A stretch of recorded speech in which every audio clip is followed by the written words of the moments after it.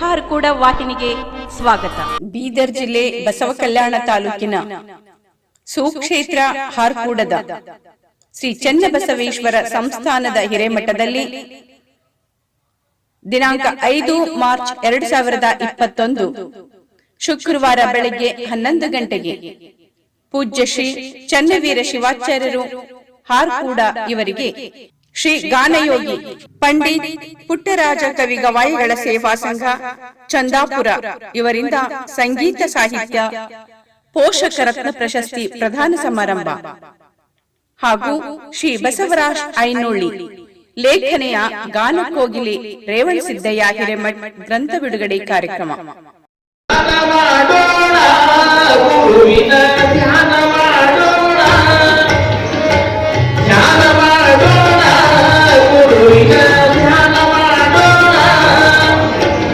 ಧ್ಯಾನ ಮಾಡಿ ಚನ್ನವೀರರ ದರ್ಶನ ಪಡೆಯೋಣ, ಧ್ಯಾನ ಮಾಡಿ ಚನ್ನವೀರರ ದರ್ಶನ ಪಡೆಯೋಣ.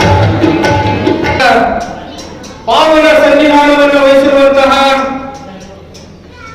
ಈ ನಾಡಿನ ಸಾಂಸ್ಕೃತಿಕ, ಧಾರ್ಮಿಕ, ಆಧ್ಯಾತ್ಮಿಕ ಬೆಳಕು ಶಿವಾಚಾರ್ಯ ರತ್ನ, ಧರ್ಮರತ್ನ, ದಾಸೋಹ ರತ್ನ, ಜ್ಞಾನರತ್ನ, ಸಪ್ತರ್ಮ ಶಿಖಾಮಣಿ, ನಮ್ಮೆಲ್ಲರ ನಡೆದಾಡುವ ಮಾತನಾಡುವ ದೇವರು, ಶ್ರೀಮಠದ ಭಕ್ತರ ಹೃದಯ ಸಾಮ್ರಾಟ್, ಮಾತೃಹೃದಯಿ, ಪರಮ ಪೂಜ್ಯ ರಾಜ್ಯೋತ್ಸವ ಪ್ರಶಸ್ತಿ ಪುರಸ್ಕೃತವಾಗಿರುವಂತಹ ಪರಮ ಪೂಜ್ಯ ಡಾಕ್ಟರ್ ಚನ್ನವೀರ ಮಹಾಶಿವಾಚಾರ್ಯರ ಮಹಾಪಾದಗಳಿಗೆ ಹಣೆ ಹಚ್ಚಿ ಕೋಟಿ ಕೋಟಿ ನಮನಗಳ ಸಮರ್ಪಣೆ. ಬಂಧುಗಳೇ, ಈ ಅರ್ಥಪೂರ್ಣ ಕಾರ್ಯಕ್ರಮದ ಯಶಸ್ವಿಯನ್ನು ಬಯಸಿ ಮೊದಲಿಗೆ ಪ್ರಾರ್ಥನೆ ಗೀತೆಯನ್ನ ನಡೆಸಿಕೊಡಲಿದ್ದಾರೆ ಶ್ರೀಮತಿ ರೇಣುಕಾ ಎಂ ಮಳ್ಳಿ.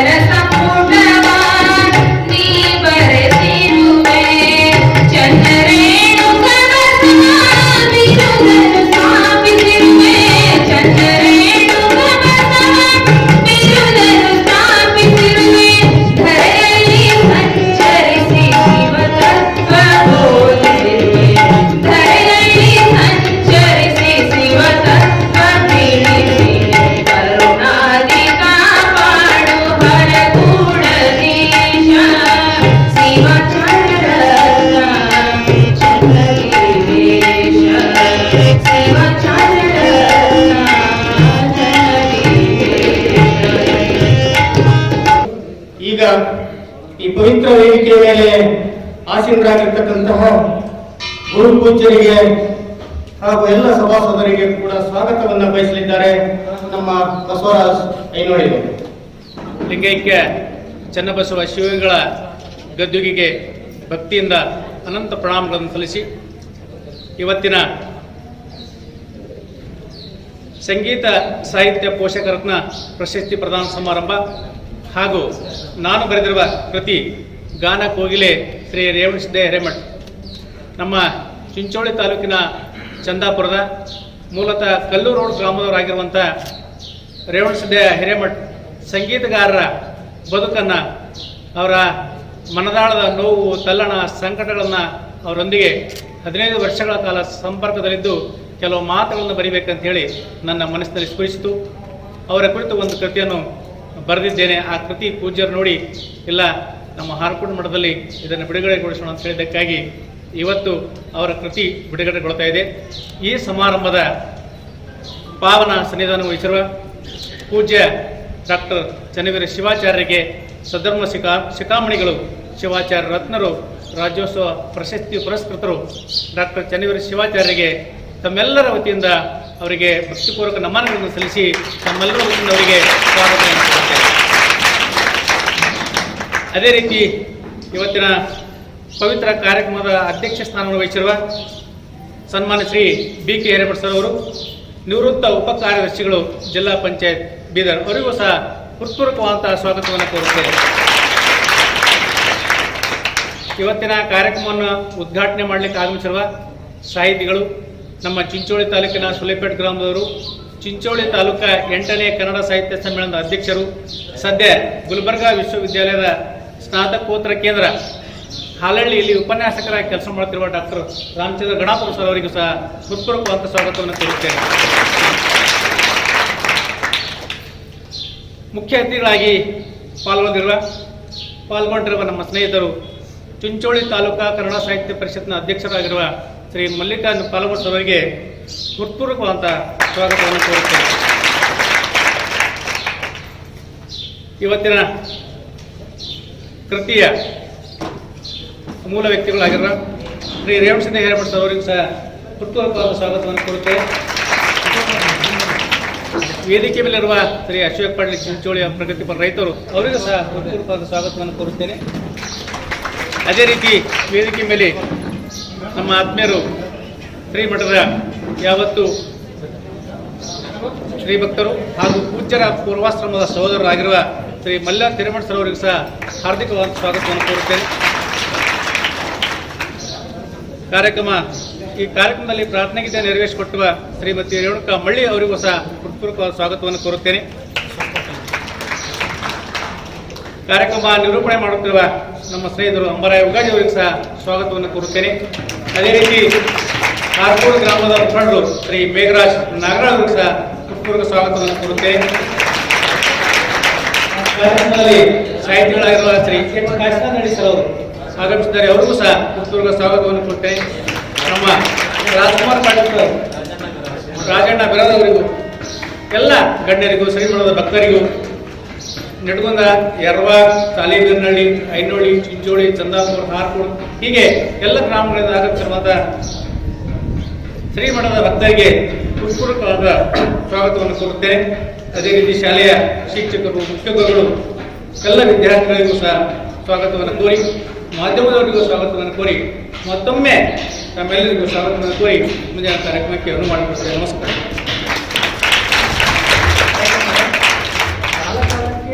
ಈಗ ಗೌರವ ಮೊದಲಿಗೆ ಪಾವನ ಸನ್ನಿಧಾನವನ್ನು ವಹಿಸಿರುವಂತಹ ಪರಮ ಪೂಜ್ಯ ಮಹಾಸನ್ನಿಧಿಯವರಿಗೆ ಈ ಗ್ರಾಮದ ಹಿರಿಯರಾದಂತಹ ಮೇಘರಾಜ್ ನಾಗರಾಜವರು ಬಂದು ಅವರನ್ನ ಗೌರವ ಸತ್ಕಾರ ನೀಡಬೇಕಂತ ಅವರಲ್ಲಿ ಕೇಳ್ಕೊತಾ ಇದ್ದೇನೆ.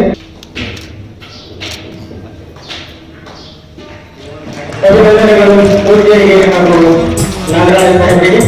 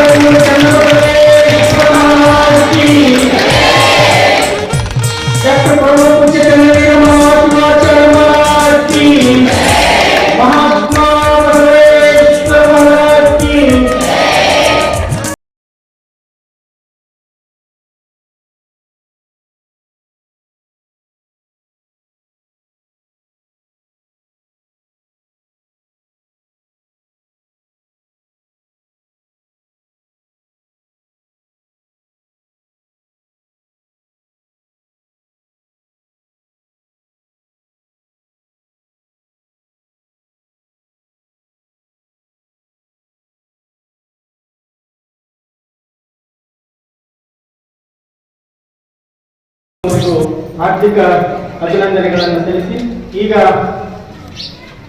ಉದ್ಘಾಟನಾ ನುಡಿಗಳು ಡಾಕ್ಟರ್ ರಾಮಚಂದ್ರ ಗಣಪರವರು ತಮ್ಮ ಉದ್ಘಾಟನಾ ನುಡಿಯನ್ನ ಹೇಳಬೇಕಂತವರಲ್ಲಿ ವಿನಂತಿ. ನಮ್ಮ ಮನೆಯ ನಮ್ಮ ತಂದೆಯವರು ಪೂಜೆಯ ಕುರಿತಾದ ಭಜನೆ ಹಾಡುಗಳನ್ನ ಹಾಡ್ತಿದ್ರು.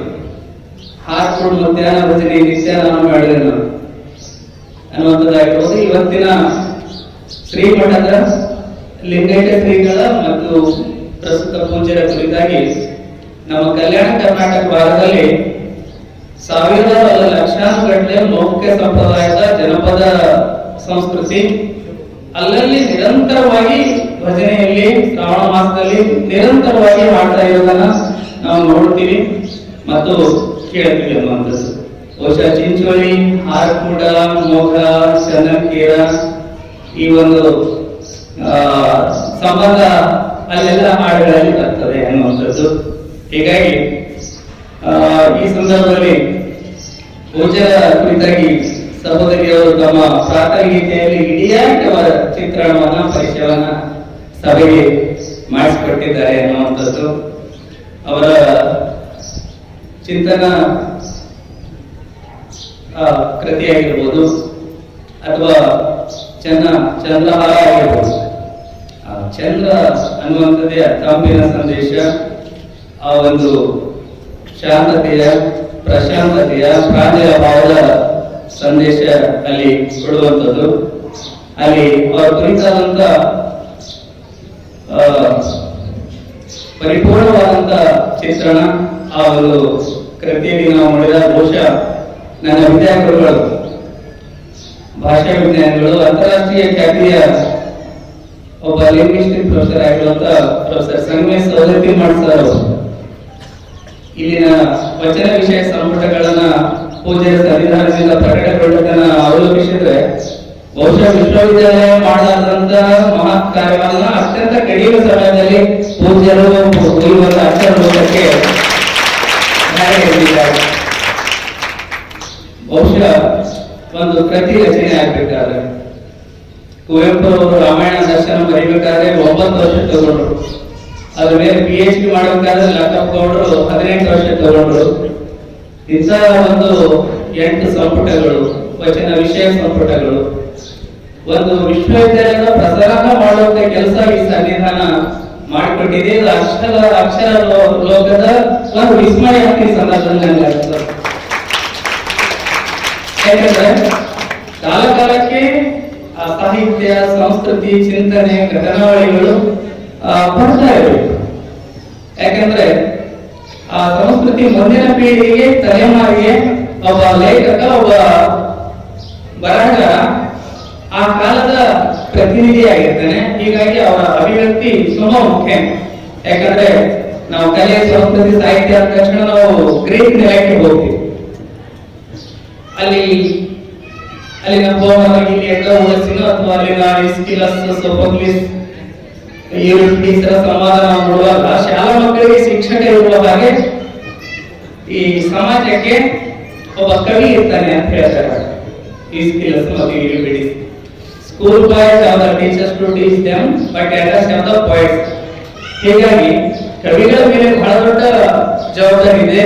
ಅವ್ರ ಮೇಲೆ ಬಹಳ ಒಂದು ಎಷ್ಟೇ ಸಂದರ್ಭದ ಘಟನಾವಳಿಗಳು ಅವರಲ್ಲಿ ಇರ್ತವೆ. ಅದು ಅಕ್ಷರ ರೂಪಕ್ಕಿಳಿದಾಗ ಮಾತ್ರ ಮುಂದಿನ ಪೀಳಿಗೆಗೆ ಅದು ಸಿಗ್ಲಿಕ್ಕೆ ಸಾಧ್ಯ ಆಗ್ತದೆ. ಹೀಗಾಗಿ ನಾವು ಕುವೆಂಪುರವರ ಮಾತನ್ನ ನೋಡ್ತೀವಿ. ಆ ಕವಿ ತನ್ನಲ್ಲಿರುವಂತದನ್ನ ಒಳಗಿಟ್ಕೊಳ್ಳೋದಿಲ್ಲ, ಒಬ್ಬ ಬರಹಗಾರ. ಹಾಗಾಗಿ ಪೂಜ್ಯರ ಚನ್ನಚಂದ್ರಹಾರದಲ್ಲಿರುವಂತಹ 51 ಕವಿತೆಗಳು ವಿಭಿನ್ನ ಶೈಲಿಯ ಕವಿತೆಗಳು. ಅದರ ಮೂಲಕ ಇಡಿಯಾಗಿ ಆ ವಿಶ್ವಮಾನವ ಸಂದೇಶವನ್ನು ಅವರು ಕೊಟ್ಟಿದ್ದಾರೆ. ಕುವೆಂಪು ಅವರು ಹೇಳಿರುವ ಹಾಗೆ, ಹೇಳಿದರೆ ಹಾಳಾಗುವುದು ಅನುಭವದ ಸವಿಯು, ಹೇಳಿದರೆ ತಾಳಲಾರದ ಕವಿಯು. ಅವರ ಹೃದಯದಾಳದ ಎಲ್ಲಾ ವಿಸ್ಮಯಗಳನ್ನ, ಭಾವನೆಗಳನ್ನ ಅಲ್ಲಿ ಇಡೀಯಾಗಿ ಹಿಡಿದಿರೋದನ್ನ ನಾವು ನೋಡಿದ್ರೆ ಅಲ್ಲಿ ನಾವು ವಿಚಾರಗಳು poetry is nothing but powerful feelings from the heart. ಅಲ್ಲಿ ಒಬ್ಬ ಕಲಾವಿದ ಆಗಿರ್ಬೋದು, ಕವಿ ಆಗಿರ್ಬೋದು, ಬರಹಗಾರ ಆಗಿರ್ಬೋದು, ತನ್ನ ಒಳದಲ್ಲೇ ಇಟ್ಕೊಂಡ್ರೆ ಕೇವಲ ಹೃದಯ ಕವಿ ಆಗ್ತಾನೆ ಅಥವಾ ಹೃದಯ ಕಲಾವಿದ ಆಗ್ತಾನೆ. ಅದನ್ನ ಬೆನಡಿಕ್ಟ್ ಪೋಚಿ ಹೇಳುವ ಹಾಗೆ ಅದನ್ನ ಜಗತ್ತಿಗೆ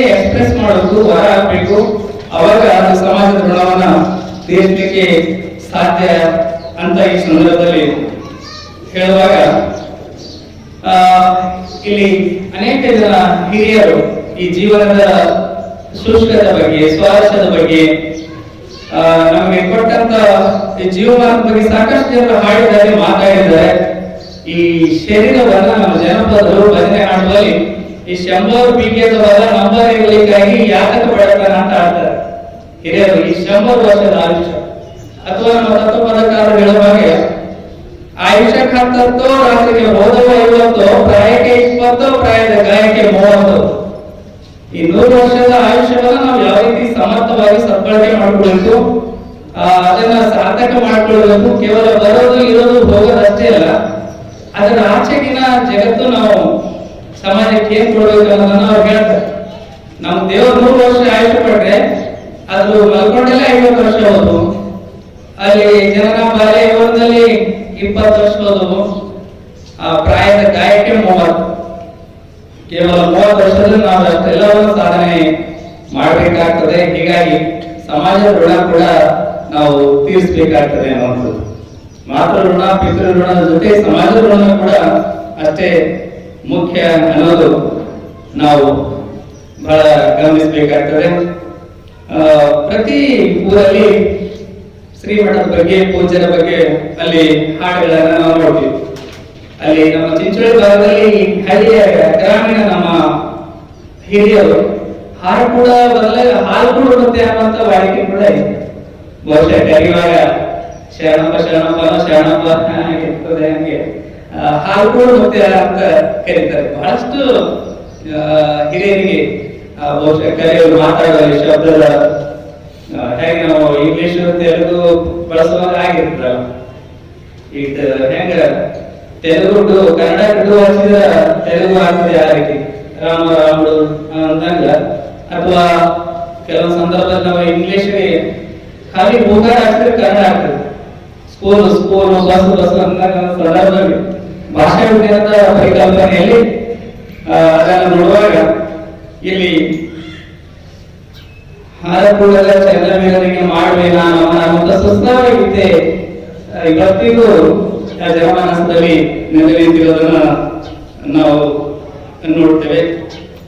ಇಲ್ಲಿ ಬಹಳ ಮುಖ್ಯವಾಗಿ ಬಹುಶಃ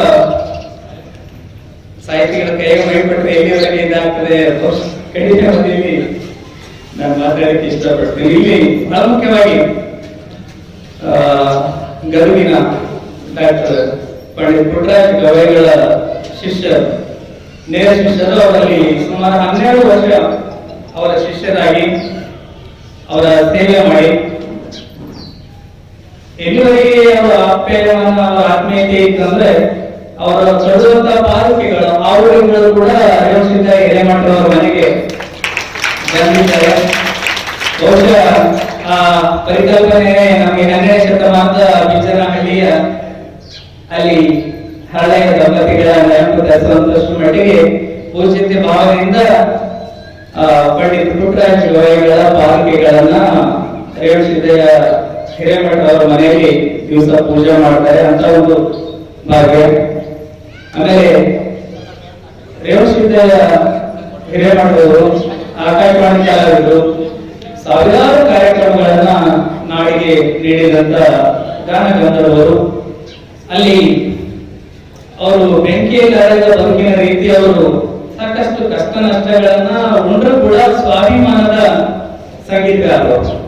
ತುಂಬಾ ಸ್ವಾಭಿಮಾನ ಉಳ್ಳಂತ, ಯಾವ ರೀತಿ ನಾವು ಇಂದಿರಾ ಗಾಂಧಿ ಪ್ರಧಾನಿಯಾಗಿದ್ದಾಗ ಸ್ವಲ್ಪ ತಡ ಮಾಡುವಾಗ ಮಲ್ಲಿಕಾರ್ಜುನ್ ಮನ್ಸೂರ್ ಅವರು ವೇದಿಕೆಯಲ್ಲಿ ಹೋಗಿದ್ರಲ್ಲ, ಅಂತ ಮಟ್ಟಿಗೆ ಸ್ವಾಭಿಮಾನಿ ಸಂಗೀತಗಾರರು ರೇವಣಸಿದ್ದ ಹಿರೇಮಠರು. ಅವರು ಆ ಶಿವಳ್ಳಿ ಮಂದಿರದಲ್ಲಿ ಭಾವಿ ಸ್ವಾಮೀಜಿಯವರಿಗೆ ವೀರಶೈವ ಧರ್ಮದ ಆಚಾರ ವಿಚಾರಗಳೊಂದಿಗೆ ಅವರಿಗೆ ಸಂಗೀತ ಪಾಠ ಹೇಳ್ಕೊಟ್ಟಂತವ್ರು. ಅಲ್ಲಿ ಅವರ ಜೀವನದಲ್ಲಿ ಅನೇಕ ಈ ರೀತಿಯ ಬಂದರೂ ಕೂಡ ಪೂಜ್ಯರ ಒಂದು ಆಶೀರ್ವಾದದಿಂದ ಕೊನೆಗೆ ಅವರ ಸಹಾಯ ಮಾತೆಯನ್ನು ಪಡೆದುಕೊಂಡು ಬೀದರ್ನಲ್ಲಿ ಸ್ವಲ್ಪ ಅರೆಕಾಲಿಕವಾಗಿ ಕೆಲಸ ಮಾಡ್ತಾರೆ. ಅಲ್ಲಿ ತೊಂದರೆಯಾಗಿ ಮತ್ತೆ ಅವರು ಊರಲ್ಲಿ ಹೋಗೋದು, ಶಿವಮೊಗ್ಗ ಮಂದಿರದಲ್ಲಿ ಸ್ವಲ್ಪದಲ್ಲೇ ಅವರು ಕಾಯಮಾತಿ ತಪ್ಪುವುದು. ಮೊನ್ನೆ ಮತ್ತೆ ಅವರು ಪೂಜೆ ಹೇಳಿದಾಗೆ ಒಂದು ಸರ್ಕಾರಿ ನೇಮಕಾತಿ ಆಗುವಂಥದ್ದು, ಅಲ್ಲಿ ಸಂಗೀತ ಸೇವೆಯಲ್ಲಿ ಆದಂತ ಅನೇಕ ಘಟನಾವಳಿಗಳು ಬಹುಶಃ ಇವತ್ತಿನ ಸಂದರ್ಭದಲ್ಲಿ ಅನಾವರಣಗಳಿವೆ. ಅವರಿಗೆ ಎಂತೆಂಥ ಸಂಕಟಗಳು ಬಂದವು. ಬೀದರ್ ಜಿಲ್ಲೆಯ ಬಾವಿ ಭದ್ರೇಶ್ವರ ಪುರಾಣ ಹೇಳುವಾಗ ಒಬ್ಬ ಮಲ್ಲಯ್ಯ ಸ್ವಾಮಿ ಅನ್ನೋರಿಗೆ ಪುರಾಣ ತರ್ತಾರೆ. ಯಾವುದೇ ಆಗಲಿ ಓದ್ಕೊಂಡು ಮಾತಾಡ್ಲಿಕ್ಕೆ ಅನ್ನೋದು ಆ ಕೃತಿ, ಪೂಜೆಯ ಕೃತಿಯಿಂದ ನನ್ಗೆ ಗೊತ್ತಾಯ್ತು. ಅಲ್ಲಿ ಆ ಬಾವಿ ಭದ್ರೇಶ್ವರ ಬಗ್ಗೆ ಓದ್ಲಾರ್ದೆ ಆ ಪುರಾಣಕಾರರು ಪುರಾಣ ಹೇಳಕ್ ಆರಂಭ ಮಾಡಿದ್ರು. ಊರಿನ ಹಿರಿಯರು ಕೇಳಿ ಮಾಡಿದ್ರು, ಏನ್ರಿ ನಿಮ್ ಪರಿಚಯದಲ್ಲಿ ತಂದಿರಿ ನೀವು, ಅವರು ಒಂದು ಸಂಬಂಧ ಇದ್ದಂಗೆ ಪುರಾಣ ಹೇಳ್ತಾರೆ ಅಂದ್ರೆ ಇನ್ ಜನರು ಬಿಡಲ್ಲ ಅಂತ ಹೇಳಿ ಏನ್ ಮಾಡ್ತಾರೆ, ಇವ್ರಿಗೆ ಹೇಳಕ್ ಕೇಳಾದ್ರೆ ರಾತ್ರಿ ಕಾರ್ ತಗೊಂಡು ಊರ ಬಿಡ್ತಾರೆ ಅವರು ಪುರಾಣಕ್ಕೆ. ಊರಲ್ಲ ಇವ್ರಿಗೆ ಕೇಳ ಹಾಕುವಂತ ಸಂದರ್ಭ, ಮತ್ತೆ ಮುಂದೆ ಪುರಾಣ ನಡೀತದೆ.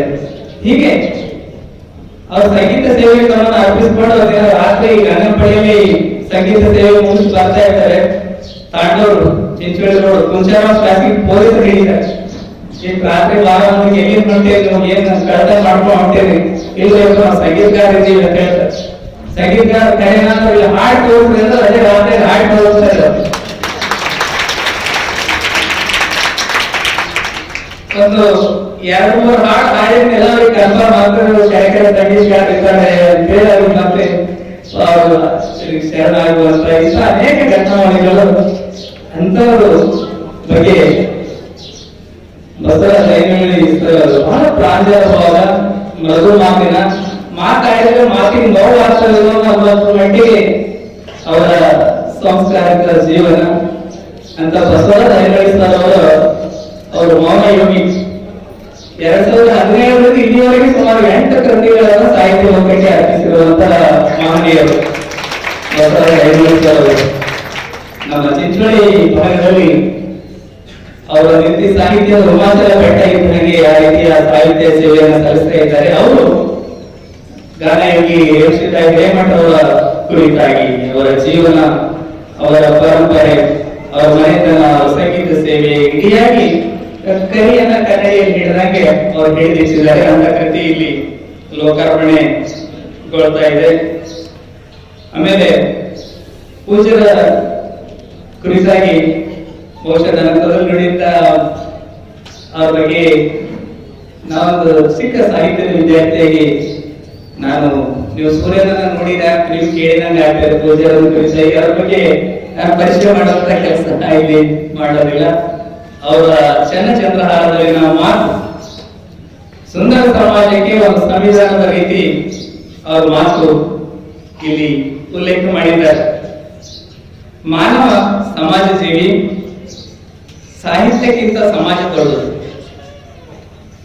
ಅಲ್ಲಿ ಸಮಾಜಮುಖಿಯಾಗಿ ಬಾಳಿದವನ ಬದುಕು ಬಂಗಾರವಾಗುತ್ತದೆ ಅಂತ ಪೂಜಾರಿ ಹೇಳಿದ್ದಾರೆ. ಈ ಸಂದರ್ಭದಲ್ಲಿ ಸಮಾಜಮುಖಿಯಾಗಿ ಬಾಳಿದವನ ಬದುಕು ಬಂಗಾರವಾಗುತ್ತದೆ, ಲೋಕಾನುಭವದ ಜೊತೆಗೆ ಆತ್ಮಾನುಭವ ಮುಖ್ಯ ಅಂತ ಹೇಳಿದ್ದಾರೆ. ಲೋಕಾನುಭವದ ಜೊತೆಗೇನೆ ಆತ್ಮಾನುಭವ ಅನ್ನೋದು ತುಂಬಾ ಮುಖ್ಯ.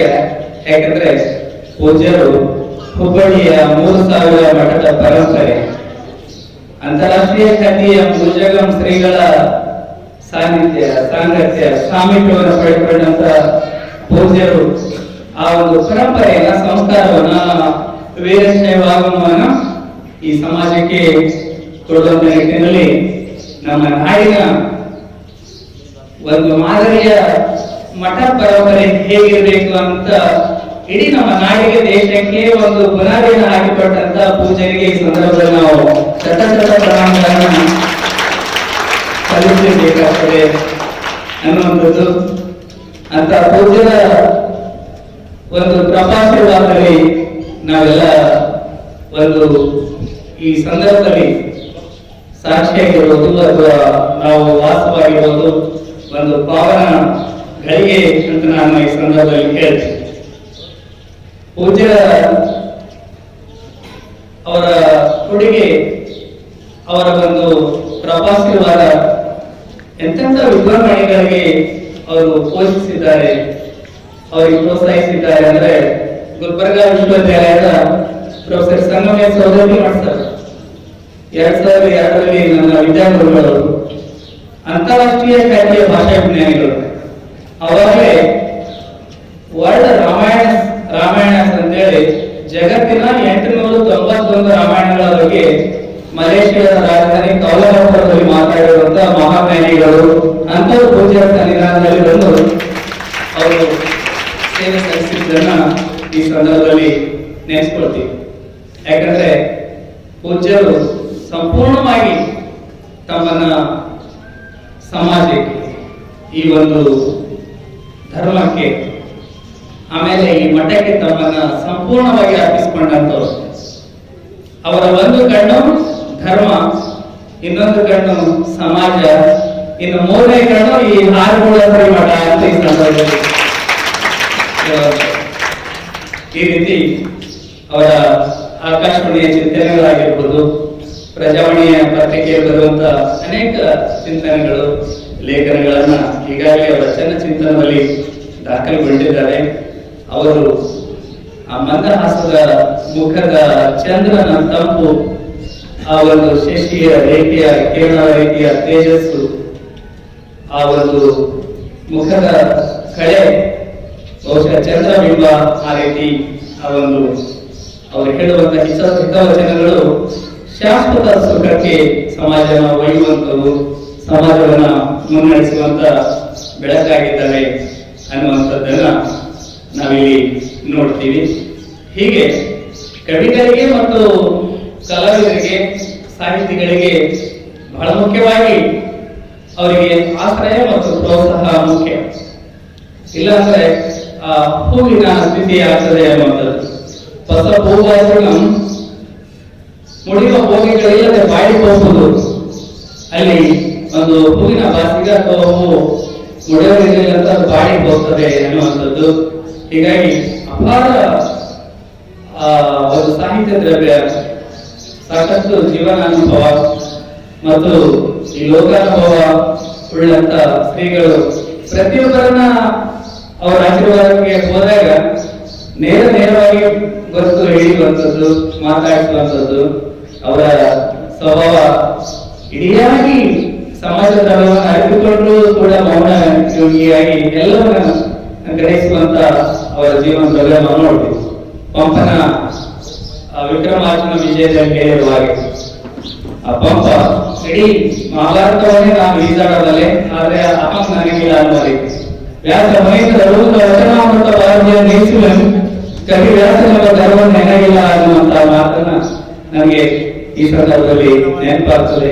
ಹೀಗೆ ಅವರು ಬಂಗಾರ ಅಂದ್ರೆ ಕಸವರ ಅಂದ್ರೆ ಅದು ಕಸವರ ಎಂಬುದು ಬರೇ ಸೇರಿಸಲಾರ್ಪಡೆ ಪರ ಧರ್ಮಂ ಪರ ವಿಚಾರಂ ಅನ್ನುವ ಹಾಗೆ ಅವರು ಪರ ವಿಚಾರವನ್ನ, ಪರ ಧರ್ಮವನ್ನ ನಾವು ಗೌರವಿಸುವುದು ಅದೇ ಬಹಳ ದೊಡ್ಡದು ಅಂತ ಹೇಳಿ ಸಮಾಜಮುಖಿ ಚಿಂತನೆಗಳ ಮೂಲಕ ಈ ಒಂದು ಸುಂದರ ಸಮಾಜ, ಆರೋಗ್ಯ ಸಮಾಜದ ಕನಸುಗಾರರಾದಂತ ಪೂಜ್ಯರು ಆ ನಿಟ್ಟಿನಲ್ಲಿ ಎಲ್ಲರಿಗೂ ಅವರ ಕೃಪಾಶೀರ್ವಾದವನ್ನ ಕೊಡ್ತಾ ಇದ್ದಾರೆ. ಅದನ್ನ ನಾವು ಸಮರ್ಪಕವಾಗಿ ಸೂಕ್ತವಾಗಿ ಬಳಸಿಕೊಳ್ಳೋದು ನಮ್ಮ ಮೇಲೆ ಇರುವಂಥದ್ದು. ನನಗೆ ಮತ್ತೆ ಈ ಎಲ್ಲಮ್ಮ ಪ್ರಭುಗಳ ನೆನಪಾಗ್ತದೆ, ಸಿದ್ದರಾಮ ವಚನ ಈ ನೆನಪಾಗ್ತದೆ. ಗುರುಗಳು ಶಿಷ್ಯನೆಂಬ ವನಕ್ಕೆ ವಸಂತ ನೋಡಾಗುರು, ಶಿಷ್ಯನೆಂಬ ರಾತ್ರಿಗೆ ಸೂರ್ಯ ನೋಡಾಗುರು. ಅಲ್ಲಮನ ಮಾತಿನ ಹಾಗೆ ಈ ಒಂದು ಅಪೂರ್ವ ಗಳಿಗೆಯಲ್ಲಿ ಕೊಟ್ಟ ಕುದುರೆ ನೇರವಲ್ಲದೆ ಮತ್ತೊಂದು ಕುದುರೆ ನೇರ ವಹಿಸುವವನು ಈರನ್ನಲ್ಲ ಧೀರನ್ನಲ್ಲ, ಇದು ಕಾರಣ ಬರೀ 3 ಲೋಕವೆಲ್ಲ ಆಲಣವಾದುಕೊಂಡು ತಿರುಗುತ್ತಾನೆ. ಅಲ್ಲಿ ಮನುಷ್ಯ ಈ ಜೀವಮಾನದ ಅಪೂರ್ವ ಗಳಿಗೆಯಲ್ಲಿ ಸಿಕ್ಕ ಈ ಒಂದು ಜೀವನವನ್ನು ಸಾರ್ಥಕ ಮಾಡಿಕೊಳ್ಳೋದು ಮುಖ್ಯ ಅಂತ ನನಗೆ ಅನಿಸ್ತದೆ. ಅವರವರಿಗೆ ಸಮಾಜ ಸಾಂಸಾರಿಕ ಜೀವನದಲ್ಲಿ ಅವರವರಿಗೆ ಅವರ ಚಿಂತೆ ಇದ್ದಾಗೂ ಕೂಡ ನಮ್ಮ ಚಿಂತೆ ನಮಗಿದ್ರು ಕೂಡ ಈ ಸಮಾಜಕ್ಕೆ ನಮ್ಮ ಕೊಡುಗೆ ಏನು ಅನ್ನೋದ್ರ ಬಗ್ಗೆ ನಾವು ತುಂಬಾ ವಿಚಾರ ಮಾಡ್ಬೇಕಾಗ್ತದೆ. ಇಲ್ಲಿ ಮತ್ತೆ ನನಗೆ ಅಂಬಿಗರ ಚೌಡಯ್ಯರ ವಚನ ನೆನಪಾಗ್ತದೆ. ಬಡತನಕ್ಕೆ ಉಂಬುವ ಚಿಂತೆ, ಉಣಲಾದರೆ ಉಳುವ ಚಿಂತೆ, ಉಡಲಾದರೆ ಇಡುವ ಚಿಂತೆ, ಇಡಲಾದರೆ ಹೆಂಡಿನ ಚಿಂತೆ, ಹೆಂಡಿಲಾದರೆ ಮಕ್ಕಳ ಚಿಂತೆ, ಮಕ್ಕಳಾದರೆ ಬದುಕಿನ ಚಿಂತೆ, ಬದುಕಾದರೆ ಕೇಳಿನ ಚಿಂತೆ, ಕೇಳಾದರೆ ಸಾವಿನ ಚಿಂತೆ, ಇಂತಿ ಹಲವು ಚಿಂತೆಗಳಲ್ಲಿ ಇರುವವರೆಗೆ ಶಿವಚಿಂತನೆಯಲ್ಲಿ ಇರುವ ಒಬ್ಬ ನರನನ್ನು ಕಾಣೆನಂತ ಅಂಬೇಡ್ಕರ್ ಚೌಧರಿ. ಈ ರೀತಿ ಈ ಒಂದು ವರದಾನವಾದ ಮಾನವ ಜನ್ಮವನ್ನ ನಾವು ಯಾವ ರೀತಿ ಒಂದು ಸೂಕ್ತವಾಗಿ ಸಮರ್ಪಕವಾಗಿ ನಾವು ಮಾಡಿಕೊಂಡು ಹೋಗಬೇಕು. ಇಲ್ಲಿನ ಸಮನ್ವಯ, ಇಲ್ಲಿನ ನಿಷ್ಠೆ, ಇಲ್ಲಿನ ತ್ಯಾಗ, ಇಲ್ಲಿನ ಶೀಲ, ಇಲ್ಲಿನ ಪರವಾದ ಸಹಿಷ್ಣುತೆಗಳನ್ನ ನಾವು ನಮ್ಮ ನಡೆ ನುಡಿಯ ಚೌಕಟ್ಟತನವನ್ನು ಯಾವ ರೀತಿಯಾಗಿ ಅದಕ್ಕೆ ಸಂಸ್ಕಾರ ಕೊಟ್ಟು ನಾವು ಹೋಗ್ಬೇಕು ಅನ್ನೋದು ಇಂಥ ಶ್ರೀಮಠಗಳಿಂದ ನಾವು ಕಲಿತ್ಕೊಳ್ಬೇಕಾಗಿದೆ. ಪೂಜ್ಯರು ಸಮಾಜಕ್ಕೆ ಒಬ್ಬ ಕುಂಬಾರ ಮಣ್ಣಿಗೆ ಸಂಸ್ಕಾರ ಕೊಟ್ಟ ಹಾಗೆ, ಒಬ್ಬ ಶಿಲ್ಪಿ ಕಲೆಗೆ ಸಂಸ್ಕಾರ ಕೊಡುವ ರೀತಿಯಲ್ಲಿ ಪೂಜ್ಯರು ನಮ್ಮನ್ನೆಲ್ಲ ತಿದ್ದುವಂತ ಮಹಾನ್ ಕಾರ್ಯ. ಆ ಕಾರ್ಯ ವರ್ಣಿಸಲು ಅಸ್ಥಳವಾದಂತ ಕಾರ್ಯವನ್ನ ಪೂಜ್ಯರು ಮಾಡ್ತಾ ಇದ್ದಾರೆ.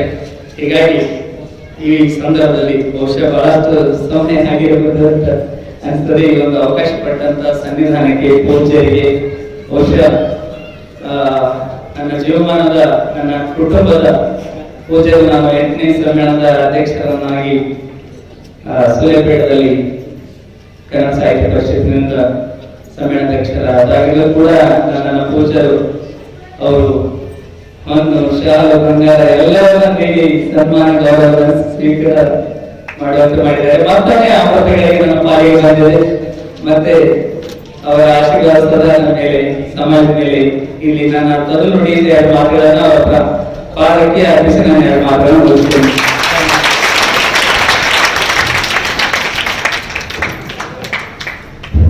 ಸಾಧನೆ ಇಲ್ಲದೆ ಬದುಕಿದರೆ ಅದು ಬದುಕಿಗೆ ಅವಮಾನ, ಆದರ್ಶ ಇಲ್ಲದೆ ಬದುಕಿದರೆ ಅದು ಬದುಕಿಗೆ ಅವಮಾನ, ಸಾಧನೆ ಇಲ್ಲದೆ ಸತ್ತರೆ ಅದು ಸಾವಿಗೆ ಅವಮಾನ ಅನ್ನುವಂತ ಅತ್ಯಂತ ಮೌಲಿಕ ನುಡಿಗಳನ್ನು ಹೇಳಿದಂತ ಡಾಕ್ಟರ್ ಗಣಾಪುರ ಸಾಹೇಬರಿಗೆ ಈ ವೇದಿಕೆಯ ಮೂಲಕ ಹಾರ್ದಿಕ ಅಭಿನಂದನೆಗಳು. ಈಗ ಗ್ರಂಥ ಲೋಕಾರ್ಪಣೆ ಕಾರ್ಯಕ್ರಮ ಪೂಜ್ಯರು ಶ್ರೀ ರೇವಣಸಿದ್ದಯ್ಯ ಹಿರೇಮಠ ಅವರನ್ನ ಕುರಿತಾಗಿ ಕ್ರಿಯಾಶೀಲ ನಮ್ಮ ಬರಹಗಾರ ಬಸವರಾಜ ಐನೂರಿನ ಲೇಖನಿಯಿಂದ ಬಂದಿ ಬಂದಂತಹ ಗಾನಯೋಗಿ ರೇವಣಸಿದ್ದಯ್ಯ ಹಿರೇಮಠ ಅನ್ನುವಂತಹ ಮೌಲಿಕ ಕೃತಿಯನ್ನ ಇವತ್ತು ಪೂಜ್ಯರು ಲೋಕಾರ್ಪಣೆ ಮಾಡ್ತಾ ಇದ್ದಾರೆ. ಇಂಥ ಒಂದು ಪವಿತ್ರ ಸಂದರ್ಭಕ್ಕೆ ನಾವು ಎಲ್ಲರೂ ಕೂಡ ಸಾಕ್ಷಿಯಾಗಿದ್ದೇವೆ. ಯಾಕಂತ ಹೇಳಿದ್ರೆ ಹಾರಕೂಡ ಮಠ ಇದು ಸರ್ವಧರ್ಮ ಸಮನ್ವಯದ ಮಠ. ಹಾರಕೂಡ ಮಠ ಗ್ರಂಥ ಪ್ರಕಟಣೆಯ ತವರು ಮನೆ. ಇಂಥ ಒಂದು ಗ್ರಾಂಥಿಕ ಲೋಕದ, ಸಾಹಿತ್ಯ ಲೋಕದ ಶ್ರೇಷ್ಠ ಪರಂಪರೆಯನ್ನು ಹೊಂದಿರತಕ್ಕಂಥ ಹಾರಕೂಡ ಮಠದಲ್ಲಿ ರೇವಣಸಿದ್ದಯ್ಯ ಹಿರೇಮಠ ಅವರ ಗ್ರಂಥ ಲೋಕಾರ್ಪಣೆಯಾಗಿದೆ. ಈ ಸಂದರ್ಭದಲ್ಲಿ ನಿಜವಾದ ಚಪ್ಪಾಳೆಯನ್ನು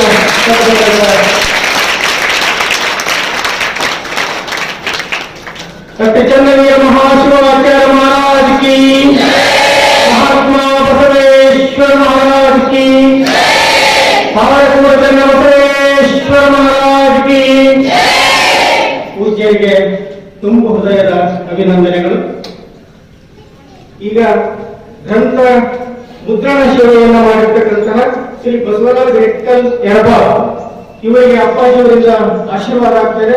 ದಯವಿಟ್ಟು ದಂಪತಿಗಳು ಇರುವರು ವೇದಿಕೆಗೆ ಬಂದು ಶ್ರೀ ಬಸವರಾಜ ರೆಕ್ಕಲ್ ಯರಬಾವ್ ಅವರು ದಂಪತಿ ಸಮೇತವಾಗಿ ವೇದಿಕೆಗೆ ಬಂದು ಪೂಜ್ಯರಿಂದ ಆಶೀರ್ವಾದವನ್ನು ಪಡೆದುಕೊಳ್ಳಲು ಬಸವರಾಜ ರೆಕ್ಕಲ್ ಅವರ ತಂದೆ ತಾಯಿ ವೇದಿಕೆಗೆ ಆಗಲಿ ಅಪ್ಪರ ಇಲ್ಲಿ ನೋಡ್ರಿ.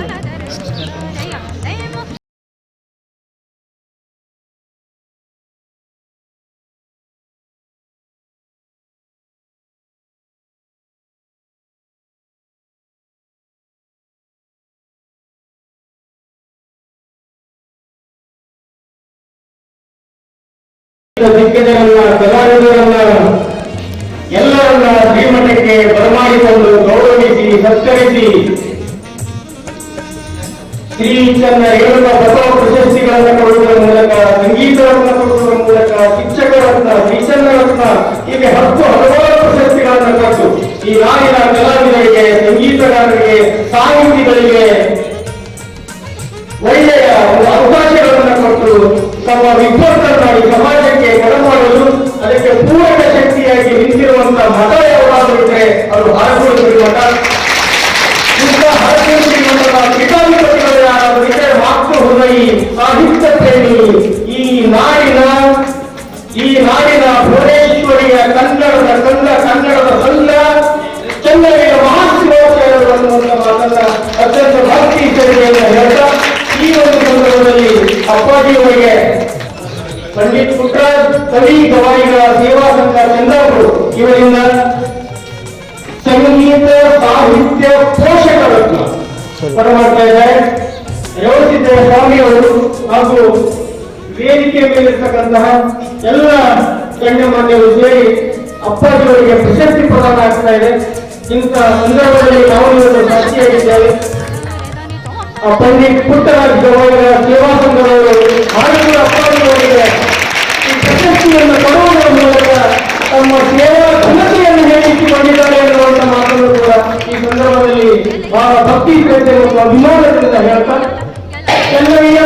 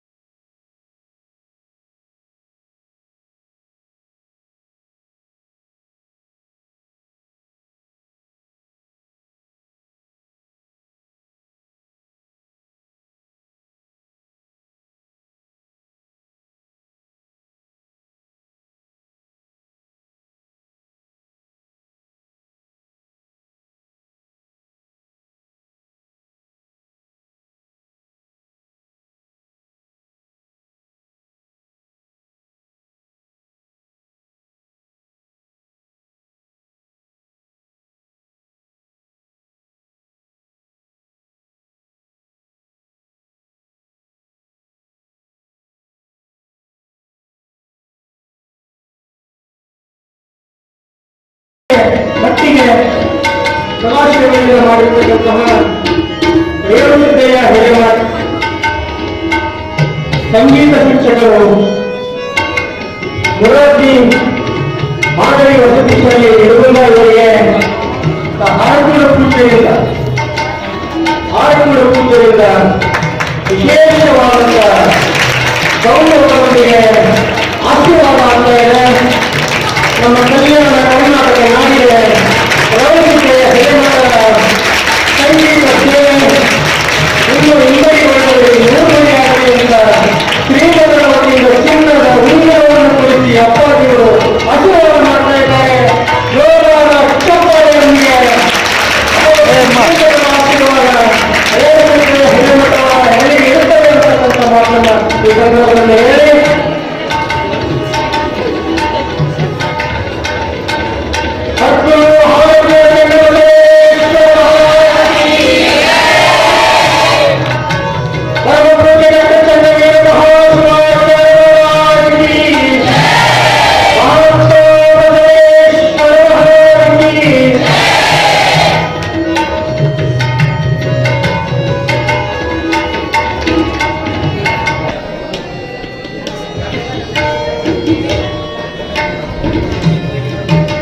सर श्रीमती विद्यावती रमेश लोखंडे अध्यक्षರು ಪುರಸಭೆ ಬಾಕಿ ಅವರು ಪೂಜೆಯ ಆಶೀರ್ವಾದವನ್ನು ತೆಗೆದುಕೊಳ್ಳಬೇಕಾಗಿ ವಿನಂತಿ. सर ಮಠಮಾನ್ಯಗಳು ಧಾರ್ಮಿಕ ಚೈತನ್ಯಿಕ ಸಾಂಸ್ಕೃತಿಕ ಒಲಿವಿನ ಪರವಿರಬೇಕು, ಹೊರತಾಗಿ ಯಾವುದೋ ಮೀಸಲಾತಿ ಯಾವುದೋ ಧರ್ಮದ ಪರವಾಗಿ ಮಠಮಾನ್ಯಗಳಿರಬಾರ್ದು.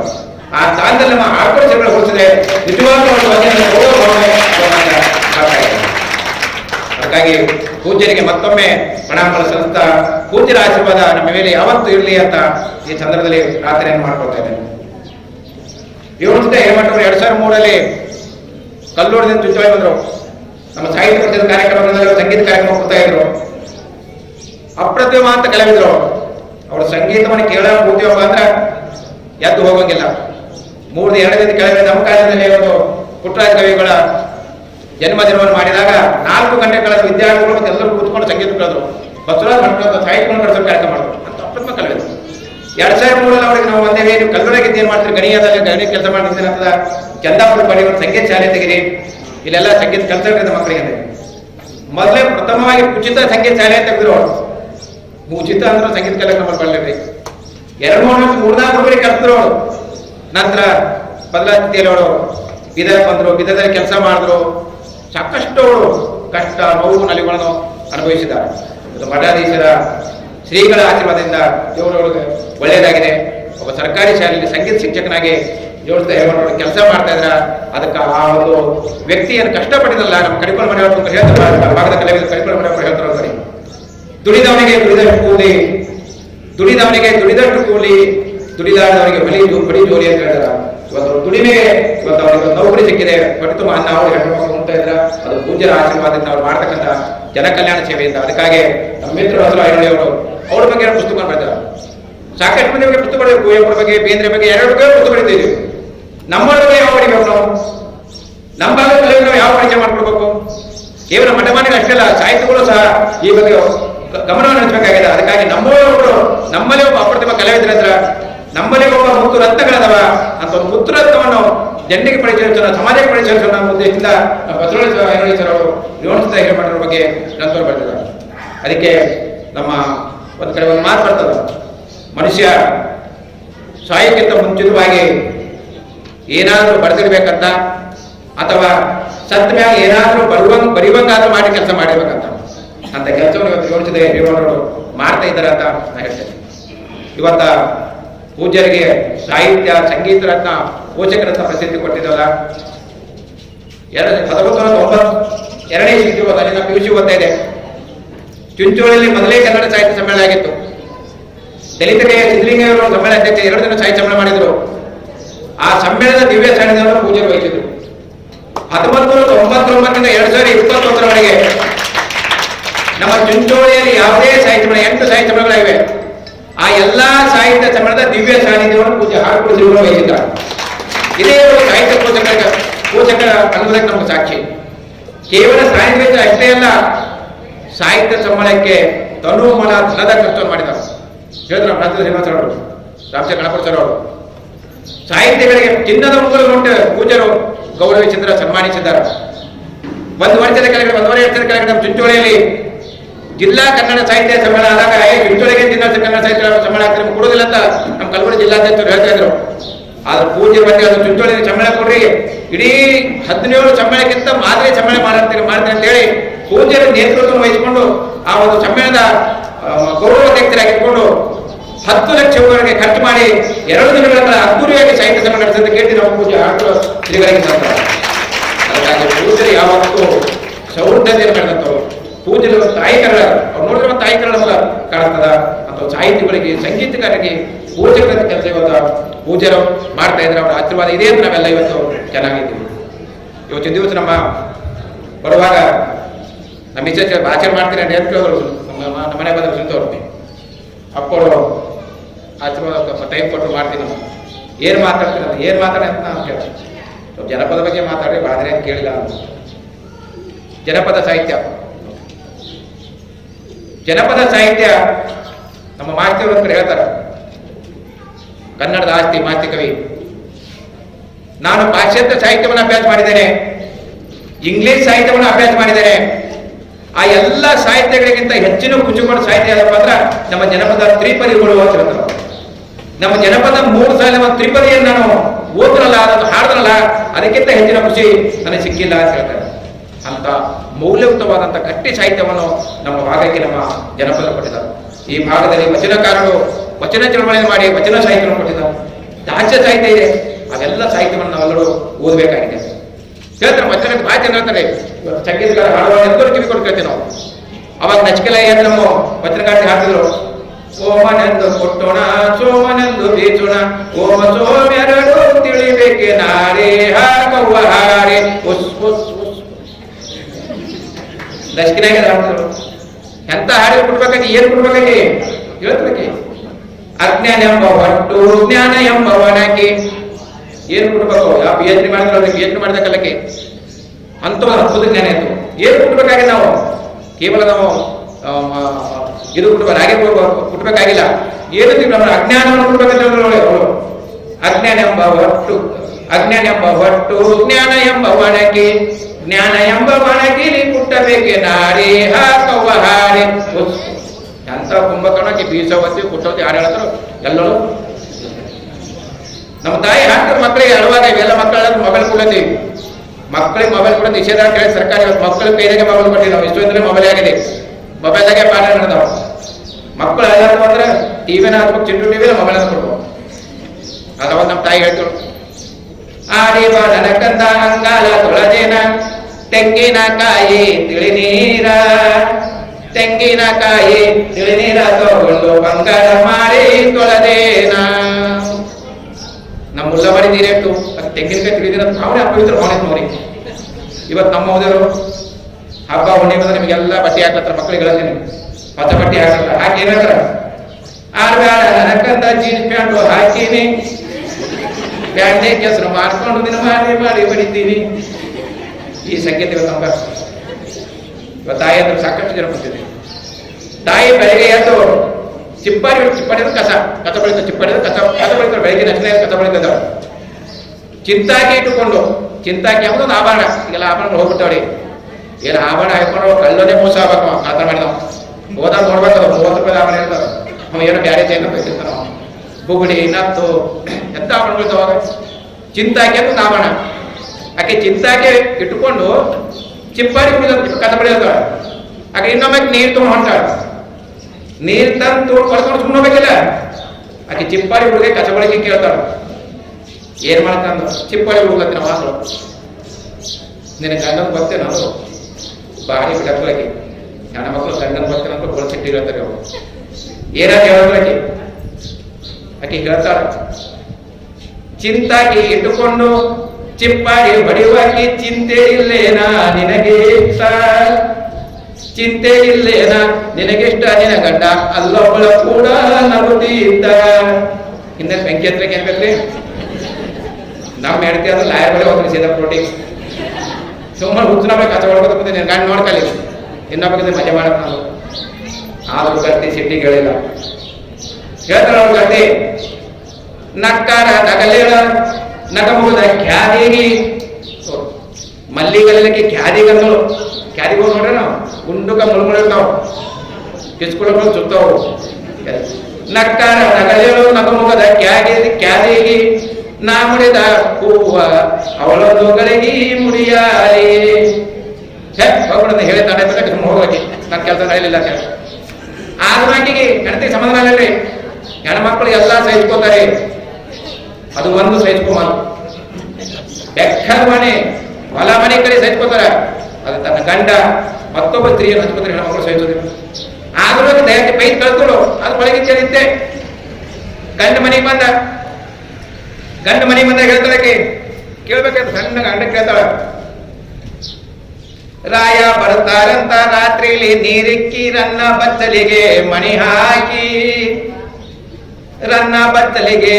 ಹಾಕಿ ಕೇಳ್ಯಾಳ ಸಣ್ಣವಳ ಮುಂದ ಸಮತ್ಯಾಕ. ಅಂಗಿಯ ಮ್ಯಾಲಂಗಿ ಚಂದೇನು ನನ್ನ ರಾಯ, ಚಂದ ಹೇಳ್ರಿ ಒಂದಂಗಿ ಮತ್ತೊಂದಂಗಿನ ಹಾಕೊಂಡ್ರು. ಆಕೆ ಕೇಳ ನಾಲ್ಕು ಕರ್ತಿ ಕೇಳ್ತಾಳ, ಅಂಗಿಯ ಮ್ಯಾಲಂಗಿ ಚಂದೇನು ನನ್ನ ರಾಯ, ರೆಂಬೆಯ ಮೇಲೆ ಪ್ರತಿರಂಬಿ ತಂದಾಳ ಚಂದಿರೋ ರಾಯ ಮನಿಯಾಗ. ಹಣ್ಣ ಹಾಗಲಕಾಯಿ ಎಣ್ಣ್ಯಾಗ ಕರದೇನ ತಿಂದಾರ ನೋಡೋ ಸವಿದಾರ, ಸರದಾರ ನೆನ ಮ್ಯಾಲ ತಂದಾರ ನೋಡೋ ಸವತೀನ. ಅವ ತಿಳ್ಕೊಂಡ ಹಸ್ತ ಕಾಯ್ದಾಯಿಲ್ಲ ಅಂತ ಹೇಳಿ ಅವ ಹೇಳ್ತಾನ, ಸಮತಿಯ ತರಲಾಕ ಸೌಕಾರ ನಾನಲ್ಲ, ಶೆಟ್ಟೆರ ರೊಕ್ಕ ನನಗಿಲ್ಲ, ನನ್ನ ಗೆಳತಿ ನಿನ್ನಂತ ಚೆಲುವಿ ಇನ್ಯಾರ. ಮುಗಿತ್ರಿ ಸರಿ. ಯಾವ ನಾವು ಇವತ್ತು ಅದೇನು ಮಾಡ್ತೀವಿ, ಯಾರು ಓದ್ತದೆ, ಯಾರ ಮಕ್ಳಿಗೆ ಆಡ್ತಾ ಇದೀವಿ, ಯಾರು ಕೇಳಿಸ್ತಾ ಇದೀವಿ. ಸತಿಪತಿಗಳು ಅಂತ ಬರ್ತೀವಿ ಇದು ಆಗಿರ್ಬೋದು ಚಿವಂಗ ಅಂತ ಹೇಳ್ರಿ ಹೇಳಿದ್ರು. ಗಂಡ ಹೆಂಡರ ಜಗಳ ಗಂಡ ಹಿಡಿದಂಗ ಜನಪದ ಹೇಳ್ತಾರ. ಸಿಟ್ಟಿನ ಬಂದ ಗಂಡ ಹೆಂಡತಿ ಹೊಡೆದ, ನಮ್ಮ ಹತ್ರ ಹೇಳ್ತಿರ್ತ ವಾಚನ, ಅಡ್ಯಾಗ ಅಡಿಕೆ ಹೊಡಿಬಾರ್ದು, ತೋಮನೆಗೆ ಹೆಂಡತಿ ಹೊಡಿಬಾರ್ದು. ಹಾಗಾದ್ರೆ ಗಂಡನ ಹೊಡಬೇಕಂದ್ರೆ ಅಂತ ಕೇಳಬೇಡ.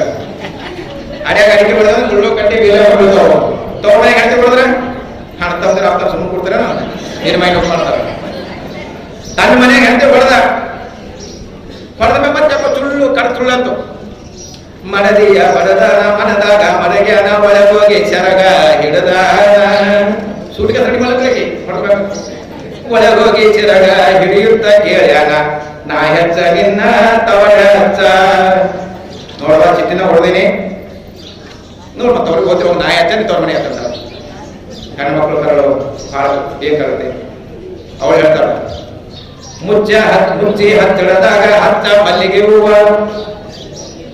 ಕುಚ್ಚಿ ಮುಡುವಂತ ನನರಾಯ, ಹಚ್ಚಿ ಮುಡುವಂತ ನನರಾಯ, ನಾನಿಷ್ಟು ಬಿಟ್ಟು ಎಲ್ಲಿಗೆ ಹೋಗಲಯ್ಯ.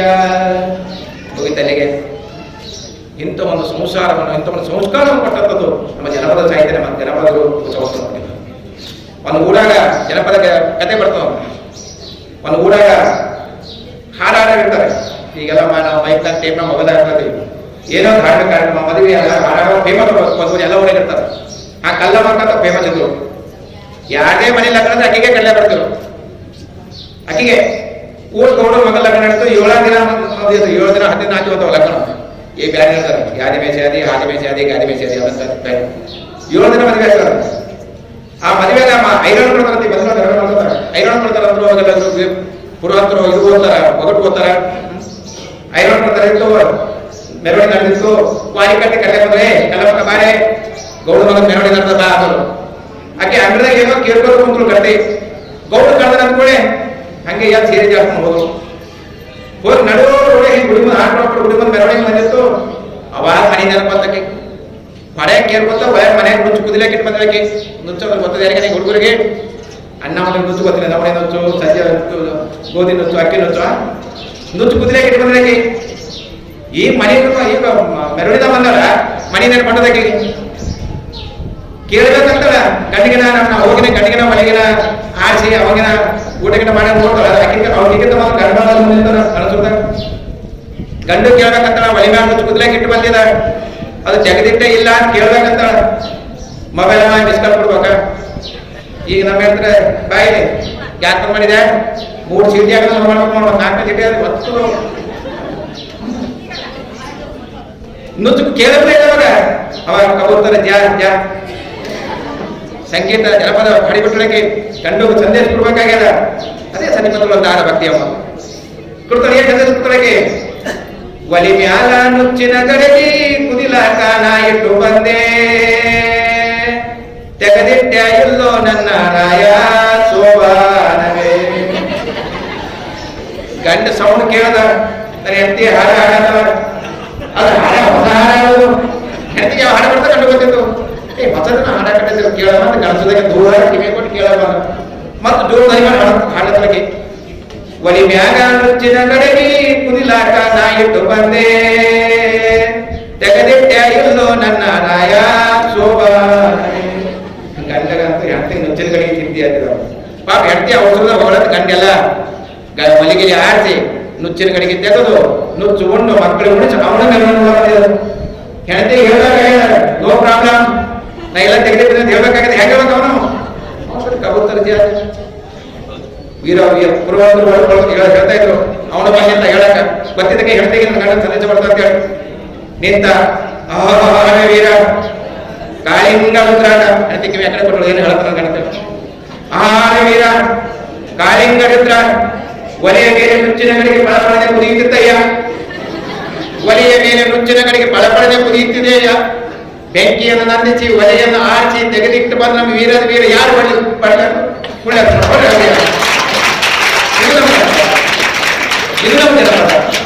ಅದಕ್ಕೆ ಬೀರ ಹೇಳ್ತಾರೆ, ನಾನು ಬಡವ, ನಾನು ಬಡವಿ, ಆತ ಬಡವ, ಒಲಿಮೆ ನಮ್ಮ ಬದುಕು ಬಳಸಿಕೊಂಡೆ ಅದನ್ನೇ ನಾವು ಅದಕ್ಕೂ ಇದಕ್ಕೂ ಎದ್ದು ಶ್ರೀಮಂತಕ್ಕಿಂತಲೇ ಸಂಸಾರ ಆಗಲಿ.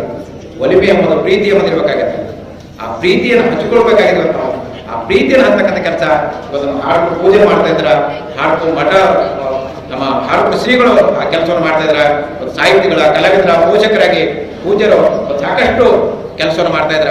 ಆ ಪೂಜ್ಯರ ಕೆಲಸಕ್ಕೆ ನಾವು ಹೋಲಿಸಿದ್ರೆ ಸಮುದ್ರ ಆಳವನ್ನು ಅಳದಂತೆ ಆಗ್ತಿದೆ ಅಂತ ಒಂದು ಅನ್ನದಾಸೋಹ ಮಾಡುವ ಮೂಲಕ, ಕಲಾವಿದರಿಗೆ ಆಶ್ರಯ ಕೊಡುವ ಮೂಲಕ, ಒಂದು ಜ್ಞಾನದಾಸೋಹ ಮಾಡುವ ಮೂಲಕ ಪೂಜೆ ಇವತ್ತು ಸಿದ್ಧಗಂಗಾ ಸುತ್ತೂರು ಮಠಗಳ ಶಾಲೆಯಲ್ಲಿ ಹಾಡು ಮಾಡುವ ಸಹ ನಿಲ್ತಾ ಇದೆ ಅಂತ ಹೇಳಿಕೆ ಸಾಕಷ್ಟು ಖುಷಿ ಆಗ್ತಿದೆ. ಇಂಥ ಸಾಹಿತಿಗಳಿಗೆ ಇಂಥ ಕಾರ್ಯಕ್ರಮಗಳ ವೇದಿಕೆಯನ್ನು ನಮ್ಮ ಪೂಜೆಗೆ ಯಾವತ್ತೂ ಕೊಡ್ತಾ ಇದ್ದೀವಿ. ಅವರ ಆಶೀರ್ವಾದ ಸದಾ ಮೇಲೆ ಇಲ್ಲಂತೆ ಪ್ರಾರ್ಥನೆ ಮಾಡ್ಕೊಳ್ತಾ ಇವತ್ತು ದಿವಸ ನನ್ನ ಕರೆದು ಮಾತಾಡಕ್ಕೆ ಅವಕಾಶ ಕೊಟ್ಟಿದ್ದಾಗಿ ತಮ್ಮೆಲ್ಲರಿಗೂ ಅನಿಸಿ ಪೂಜೆಗೆ ಮಾಡ್ಕೊಳ್ತಾರೆ. ರೇವಣಸಿದ್ದಯ್ಯ ಹಿರೇಮಠವರು ಈಗ ತಮ್ಮ ಕಂಚಿನ ಕಂಠದಿಂದ ಸಂಗೀತ ಸುಲೆಯನ್ನು ನೀಡಬೇಕಂತ ಅವರಲ್ಲಿ ಕೇಳಿಕೊಳ್ತಾ ಇದ್ದಾರೆ.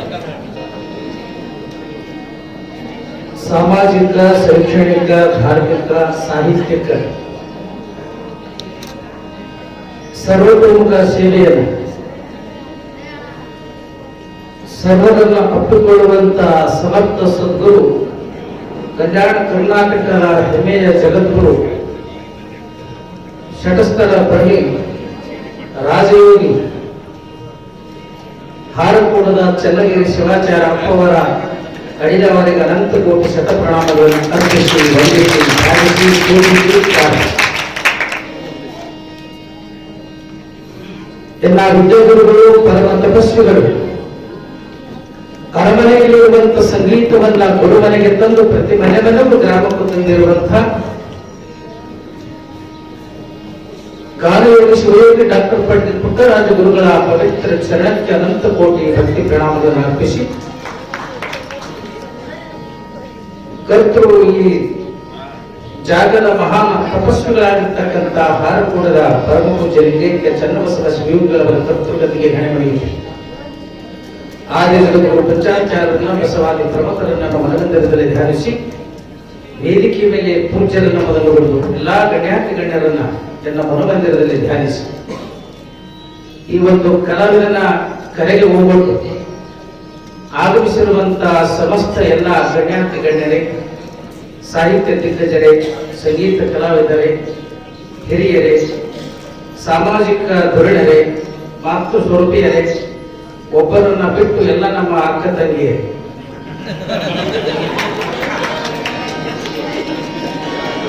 ಅಣ್ಣ ತಮ್ಮಂದಿರೇ, ತಮ್ಮೆಲ್ಲರ ಅಂತರಂಗದಲ್ಲಿ ಮುದ್ದು ಮಕ್ಕಳೇ, ತಮ್ಮೆಲ್ಲರ ಅಂತರಂಗದಲ್ಲಿ ನೆಲೆಸಿರುವಂತಹ ಚೈತನ್ಯ ಸ್ವರೂಪನಾಗಿರ್ತಕ್ಕಂಥ ಪರಮಾತ್ಮನಿಗೆ ಈ ಚಿಕ್ಕ ಕಲಾವಿದರ ಅನಂತ ಶರಣ. ಪ್ರಾರ್ಥನೆ ಒಳಗ ನಮ್ಮ ಶ್ರೀಮತಿ ರೇಣುಕ ಅವರು ಹಾಡಿದು ಪರಮ ಪೂಜ್ಯರ ಮೇಲೆ ಕುರಿತು ಒಂದು ಪ್ರಾರ್ಥನೆ ಗೀತೆಯನ್ನು ರಚಿಸಿದ ನಾವೇ, ಅದು ಗುರುಗಳ ಆಶೀರ್ವಾದದಿಂದ ಅದನ್ನು ಹಾಡಿದರು. ಪರಮ ಪೂಜ್ಯರ ಕುರಿತು ಒಂದು ಗೀತೆಯನ್ನು ಬರೆದಿದ್ದೀವಿ. ಆ ಗೀತೆಯನ್ನ ನಮ್ಮ ಮುಂದೆ ಹಾಡ್ತಾ ಇದ್ದೀವಿ. ಪೂಜ್ಯರ ಒಂದು ಚರಣ ಕಮಲ.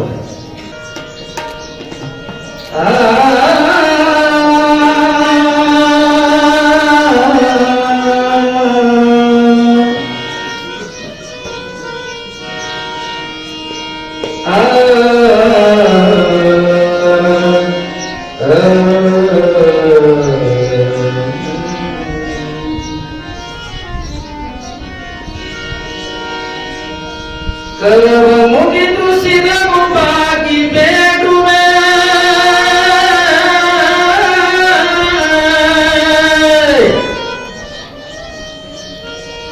ಒಡವ ಪಡುವ ಚನ್ನವೀರನ ಮಹಾಡುವೆ,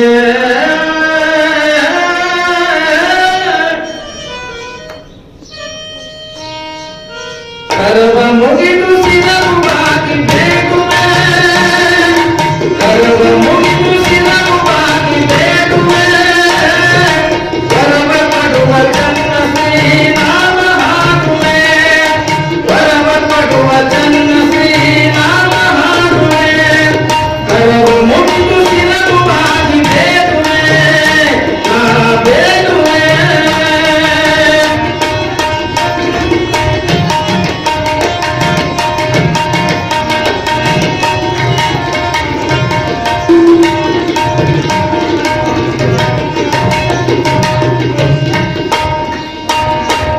ಮುಖದ ಚುಂಗಿಲ ಬಾಲಿನ ಬೆಳದಿಂಗಳ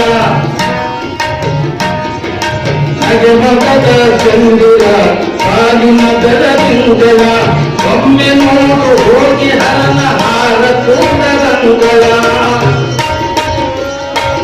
ಹೋಗಿ ಒಮ್ಮೆ ನೋಡು ಹರನ ಹಾರ ಕೂಡದಂಗಳ ಹೋಗಿ ಚನ್ನ ವೀರ ಶಿವ ಜ್ಞಾನವಾಣಿ ಮಂಜುಳ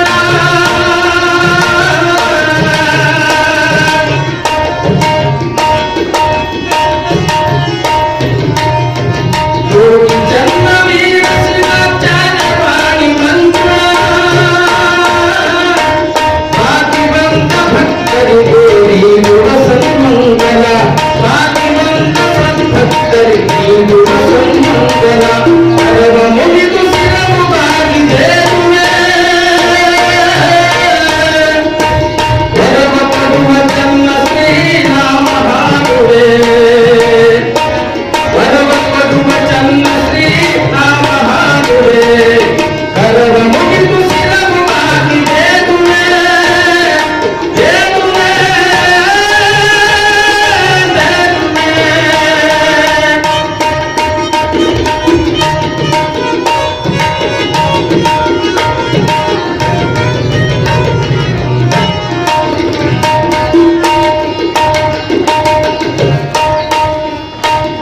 ಪರಮ ಪೂಜ್ಯರ ಘನತೆಯನ್ನು ಶಬ್ದದೊಳಗೆ ವರ್ಣಿಸಲಿಕ್ಕೆ ಸಾಧ್ಯ ಇಲ್ಲ. ಯಾಕಂತ ಕೇಳಿದ್ರೆ ಆ ಶಬ್ದಗಳು ಮುಗಿತಾವ, ಅವ್ರು ಅದಕ್ಕಿಂತ ಆ ಕಡೆ ಅದ, ಅದಕ್ಕೆ ವರ್ಣಿಸಲು ಸಾಧ್ಯವಿಲ್ಲ ನಿಮ್ಮಯ ಘನಕೀರ್ತಿ. ಅವರು ಸಮಾಜಕ್ಕೆ ಸರ್ವತೋಮುಖವಾಗಿರ್ತಕ್ಕಂಥ ಸೇವೆಯನ್ನ ಸಲ್ಲಿಸಿರುವಂತ ಆಶೀರ್ವಾದ ನೀಡುವಂತ ಪರಮ ಪೂಜ್ಯರು. ವರ್ಣಿಸಲು ಸಾಧ್ಯವಿಲ್ಲ ನಿಮ್ಮಯ ಘನಕೀರ್ತಿ, ವರ್ಣಿಸಲು ಸಾಧ್ಯವಿಲ್ಲ ನಿಮ್ಮಯ ಘನಕೀರ್ತಿ. ಕಲಾವಿದರ ಮೇಲೆ ಕರುಣಿಸಿದೆ ಪ್ರೀತಿ, ವರ್ಣಿಸಲು ಸಾಧ್ಯವಿಲ್ಲ ನಿಮ್ಮಯ ಘನಕೀರ್ತಿ. ಕರುಣಿಸಿದೆ ಕಲಾವಿದರ ಮೇಲೆ ನಿಮ್ಮ ಪ್ರೀತಿ.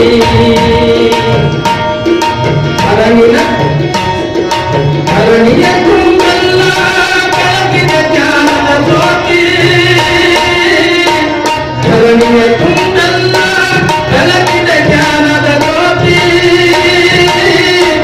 ಧರಣಿನ ಛತ್ರದಂತೆ ಜಗ ಬೆಳಗಿದ ಖ್ಯಾತಿ, ಧರಣಿನ ಛತ್ರದಂತೆ ಜಗ ಬೆಳಗಿದ ಖ್ಯಾತಿ, ಜಗ ಬೆಳಗಿದ ಖ್ಯಾತಿ. ಸರ್ವ ಮುಕ್ತು ಶಿರವಾಗಿ ಸೇರುವೆ ವರವ ಪಡುವ ಚನ್ನ ಶ್ರೀರಾಮ ಹಾಡುವೆ, ವರವ ಪಡುವ ಚನ್ನ ಶ್ರೀರಾಮ ಹಾಡುವೆ. ಕರವ ಮುಗಿದು ಶಿರವಾಗಿ ಸೇರುವೆ.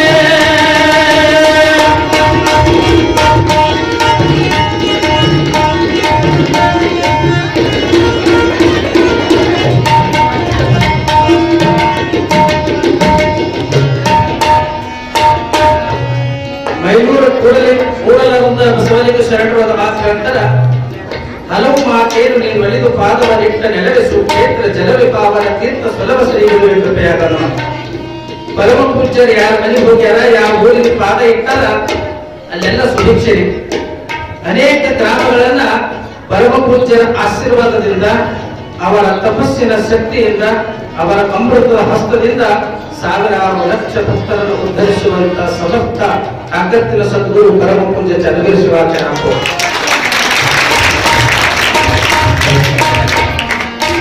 ಸಕಲ ಸೌಭಾಗ್ಯಗಳು ನಿನ್ನ ನಂಬಿದ ಭಕ್ತರಿಗೆ, ಸಕಲ ಭಾಗ್ಯಗಳು ನಿನ್ನ ನಂಬಿದ ಭಕ್ತರಿಗೆ. ಸಲಹುವರು ತನ್ನ ವೀರ ಶಿವಾಚಾರ್ಯರು, ಸಲಹುವರು ತನ್ನ ವೀರರು ಸರ್ವ ಶಿಷ್ಯರಿಗೆ. ಸಾಕ್ಷಾತ್ಕಾರ ಚನ್ನ ಬಸವ ಯೋಗಿ ರೂಪ ಭೂಮಿಗೆ,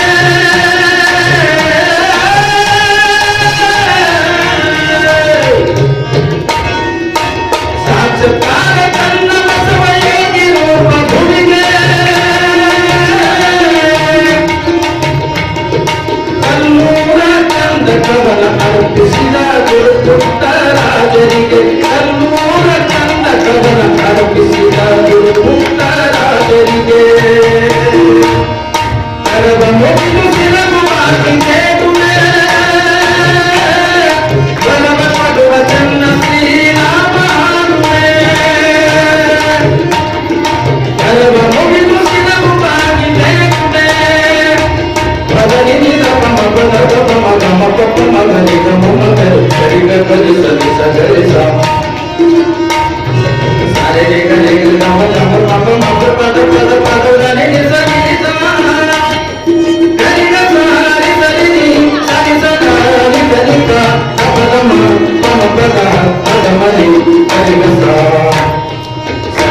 ದೈವದ ಸಾರಿ ಸರ್ವ ಮುಗಿದು ಸಿರಗುವಾಗಿ ಬೇಕುವೆ ವರವ ಕೊಡುವ ಚನ್ನ ಶ್ರೀ ರಾಮ ಹಾಕುವೆ ವರವ ಕೊಡುವ ಚನ್ನ ಶ್ರೀ ವರವ ಕೊಡುವ ಚನ್ನ ಶ್ರೀ ವರವ ಕೊಡುವ ಚನ್ನ ಶ್ರೀ ರಾಮ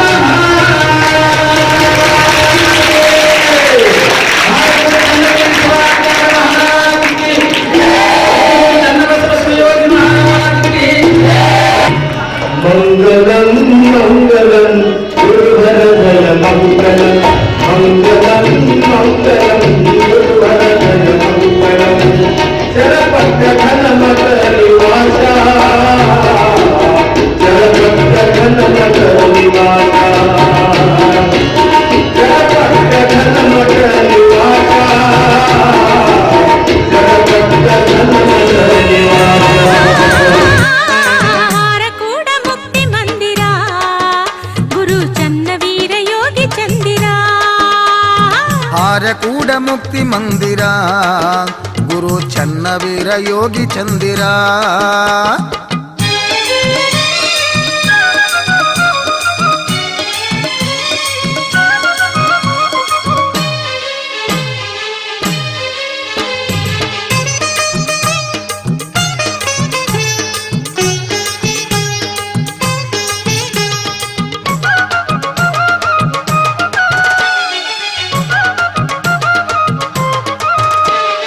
ಸಿದ್ಧ ಶುದ್ಧ ಸುಪ್ರಸಿದ್ಧ ಸಕಲ ಕಾರ್ಯ ಸರ್ವ ಸಿದ್ಧ ಬದ್ಧರನ್ನು ಉದ್ಧರಿಸುವ ಶಿವ ಸಿದ್ಧ ಯೋಗಿ ಬುದ್ಧ ವರಯೋಗಿ ಚನ್ನವೀರರ ವರದ ಹಸ್ತ ಸಿದ್ಧ ಶ್ರದ್ಧೆಯಿಂದ ನಡೆದುಕೊಂಡು ಕಾಣು ಸುಪ್ರಸಿದ್ಧ. ಈ ವಾಹಿನಿಯನ್ನು ನಿರಂತರವಾಗಿ ವೀಕ್ಷಿಸಲು ಯೂಟ್ಯೂಬ್ನಲ್ಲಿ ಶ್ರೀ ಹಾರಕೂಡ SRIHARKOOD ಎಂದು ಟೈಪ್ ಮಾಡಿ.